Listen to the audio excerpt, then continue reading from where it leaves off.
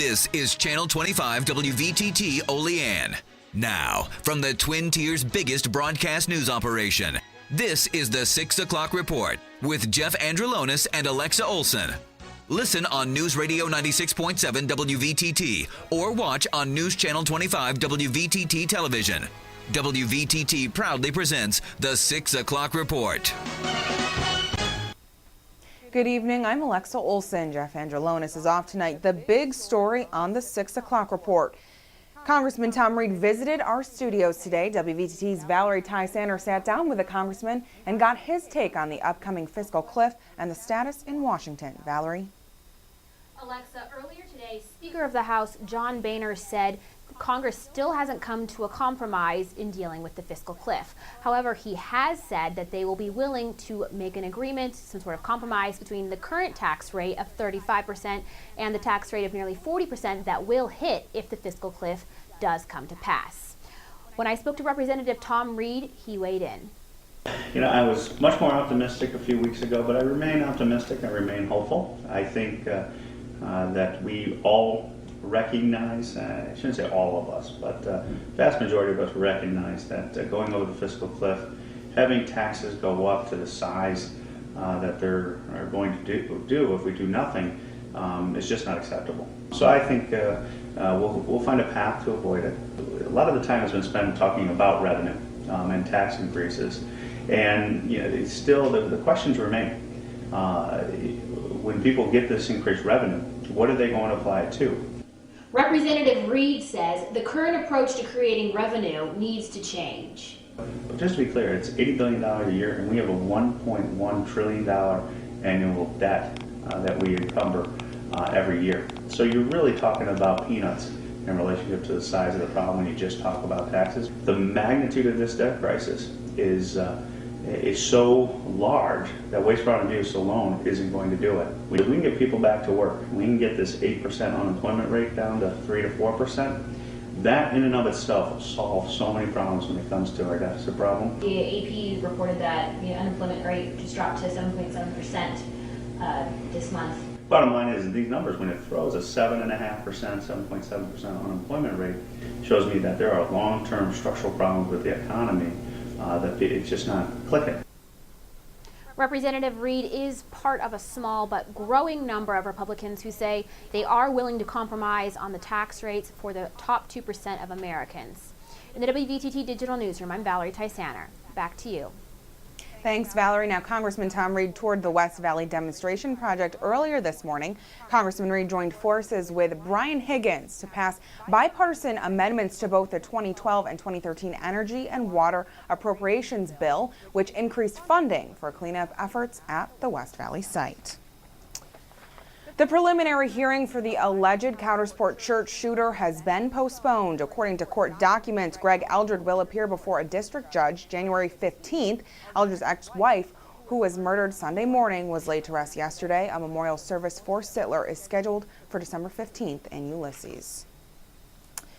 Olean City is updating the wording for a few of their policies. Olean Mayor Linda Witt tells WVTT the city attorney is working on the wording of the whistleblower policy and the conflict of interest policy. They're touched on our city ordinance, but what they'd like to see is something a little separate. So she's looking at separating that out and making it more user-friendly so you don't have to read 20 pages to get what it says. So that's something that our city attorney's working on. Smethport residents and tourists will soon have an app that will help them navigate the trails a little easier. The new app is available for Android and iPhone markets and will help users navigate the various trails while learning about the history of the area. Mayor Potter explained how the Smethport applied for a grant that made its development of the app possible.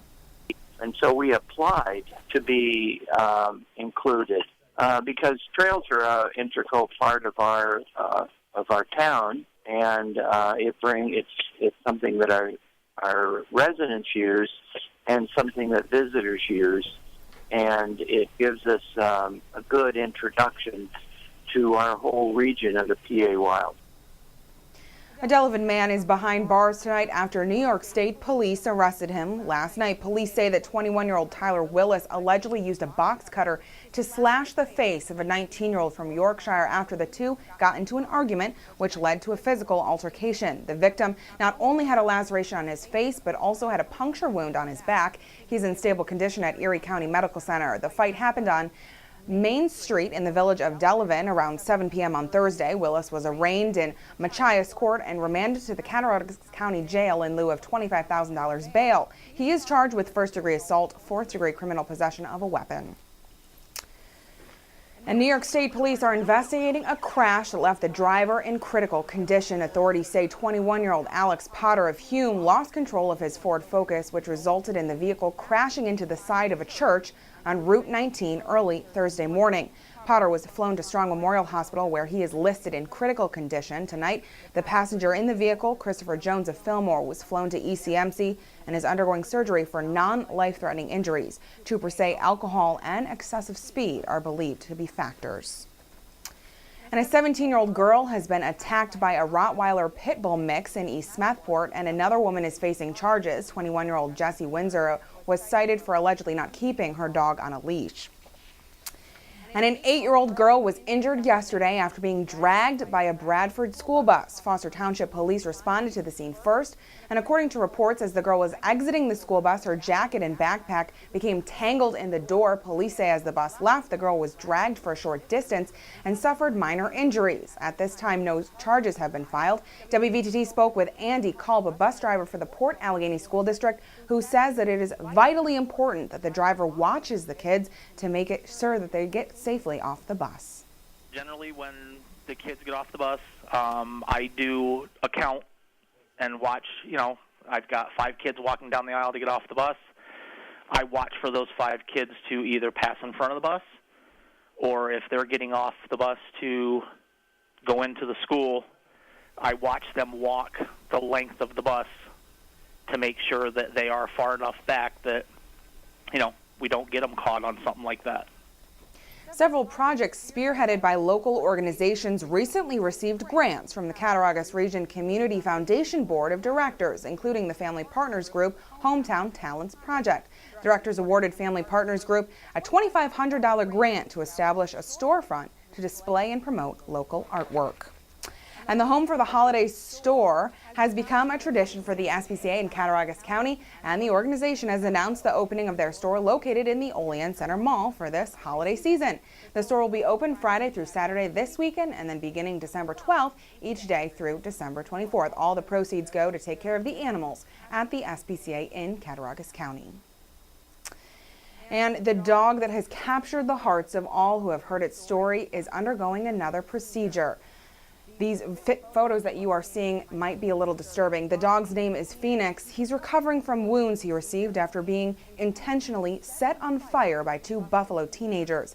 The Buffalo Animal Shelter says that after 3 hours of reconstructive surgery, Phoenix is doing well. Phoenix is still covered in bandages, which makes it harder for him to move around. On Wednesday, one of the teens charged in Phoenix's case pleaded guilty to animal cruelty.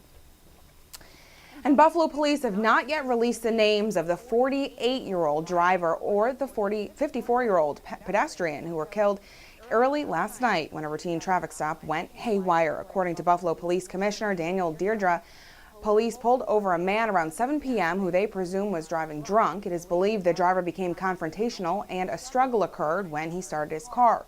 The officer was dragged by the vehicle and a shot was fired at close proximity. The man drove about a mile before crashing into 3 light posts and striking a woman on the sidewalk. There is no information on whether or not the driver was shot. More news ahead. Keep it here. This is the 6 o'clock report on News Channel 25 WVTT.